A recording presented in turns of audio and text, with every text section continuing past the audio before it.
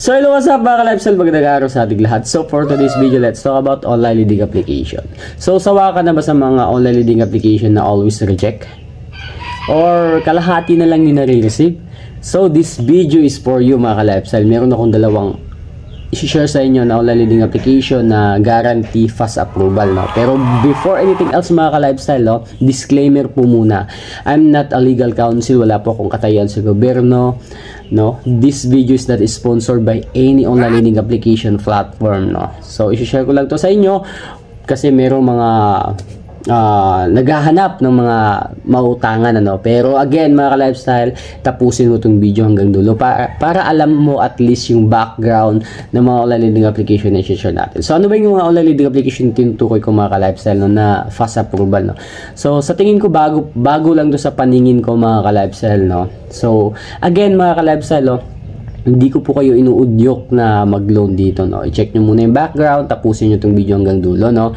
So ano ba yung mga online lending na tinutukoy ko mga ka-lifestyle? Pero bago lahat mga ka-lifestyle, share ko muna yung mga online lending application platform na link lang ipipindutin natin, makakaloan na tayo, no. Kasi marami rin mga nagbabato ng mga positive feedback sa mga OLA na to. So ano ba yung mga tinutukoy ko? Unang-una yung Cash Express, pangalawa yung Finbro, then pangatlo yung Skyro. So itong tatlong online leading application na to mga ka-lifestyle, maniwala kayo sa hindi, less harassment na po, no? Kung in fact mga ka-lifestyle, yung Finbro nagawa na natin ng review, no? Nagawa na natin ng negative review, negative feedback, no, negative background, no? But then mga ka-lifestyle, marami pa rin mga tumatangkilik sa Finbro, no? So marami pa rin ako na nare-receive, na babasa ng mga positive comment about sa Finbro. Yes po mga ka-lifestyle, etong Finbro is na nakakatulong din naman kahit paano. And then yun na nga, less stress na rin. I mean less harass, no? Gaya ng Cash Express din Skyro. So again, itong tatlong online leading application na to, link lang po yung pipindutin natin, makakaloan na po tayo. In fact mga ka-lifestyle, yung nakaloan po ako dati sa Cash Express, no? As what I've said mga ka-lifestyle, napakadali lang po, fast approval po itong tatlong online leading application na to. But then think before you click, no? Pag-aaralan po muna natin yung background ng mga OLA before tayo mangutang. So let's proceed sa main topic natin, yung dalawang online leading application na bago sa paningin ko, na sinubukan ko yung isa, nakaloan po tayo. So yun na nga pa ka-lifestyle, no?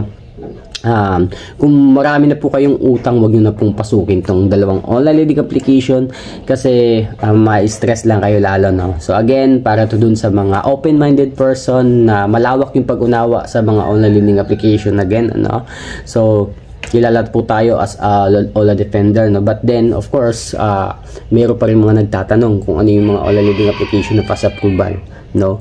So far wala pa naman ako mga negative feedback sa dalawang online leading application na to, no? So ano ba yung mga OLA na tinutukoy ko? Ito po. So instant loan din si MF Cash, no? So itong dalawang online leading application na to, ewan ko kung bago to sa paningin nyo, pero para sa akin, ano, bago sa paningin ko, no? So tinry natin yung isa, guarantee naman, naka-loan, fast approval. Yun nga lang, hindi gaano kalaki na, unlike sa yung in-offer nila na 20,000 to 80,000 pesos. So malayo sa katotohanan, no? But then mga ka-lifestyle, I think lalaki din yung credit limit nyo if maganda yung standing nyo, no? So again mga ka-lifestyle, think positive, or think before you click, no? Before kayo mag-apply sa mga iba't ibang klase ng online leading application platform na madadaanan nyo sa lahat ng klase ng social media platform, especially dun sa Facebook, no? Marami mga naglipa ng mga online leading application na bago sa ating paningin, especially yung mga link lang. Again, yung tatlong link na sinabi ko sa inyo, yun yung mga known na ng mga online leading application na subok na sa panahon, ano? Kahit na ang dami ng mga nagbabato ng mga negative comment, negative background sa mga OLA na to, but still yun na nga, marami pa rin tumatangkilik, no? Again, in the end of the day mga ka-lifestyle, sino-sino ba naman yung makakatulong sa sarili natin kundi tayo lang din naman, no? Again, sa lahat po ng mga may problema sa online leading application, akala nila na end of the world na, Huwag po ganun, no. Hindi po kayo nag-iisa sa laban na to, no. Again, mga ka-lifestyle, hindi pa katapusan ng mundo, no. Kung may problema kayo sa mga online lending application, share nyo, manood kayo ng mga videos natin, mga ka-lifestyle, no. So again, I would like also to grab this opportunity para magpasalamat sa lahat po ng mga solid subscribers natin na always nag-tune in, nag-abang na latest updates about online lending application. Adya po, laban lang po tayo, no. And then sa lahat po ng mga napapadaan lang, please do like, share, subscribe naman sa ating channel para at least kahit pa paano lumawak pa yung masakop o yung masaklaw ng channel na to. Then marami pang makaalam, marami pang mabigyan ng ideas, tips kung paano nila i-handle yung kanilang stress, mga ka-lifestyle. No, again, disclaimer po, wala po akong katayan sa gobyerno.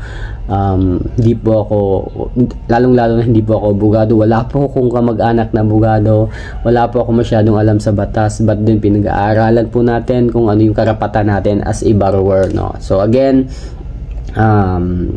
kung may problema kayo sa OLA, huwag nyong sarilihin, no? Manood kayo ng mga videos, i-share nyo yung problema nyo. Ganun lang ka-easy, mga ka-lifestyle, no? So again, take note sa mga online lending application na mga sobrang harass, no?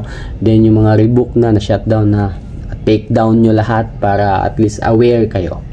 And then kung meron pa kayong mga any suggestion, handa po tayong basahin lahat yan. Any recommendation about sa videos natin, you can drop comments sa mga videos natin para at least magawa natin ng solution, magawa natin ng topic, no. So yun lang, mga ka-lifestyle.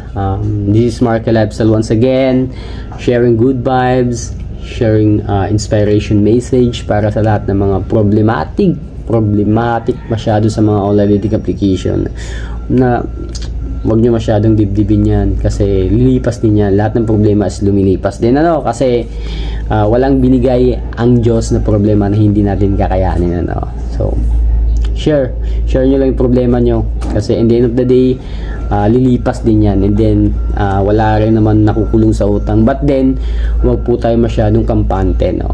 Again, manood tayo ng mga videos para aware tayo, na kasi baka hindi natin alam, meron na tayong kaso, no. But then, mga ka-lifestyle, so far naman wala pa naman ako nabalitaan na nakulong.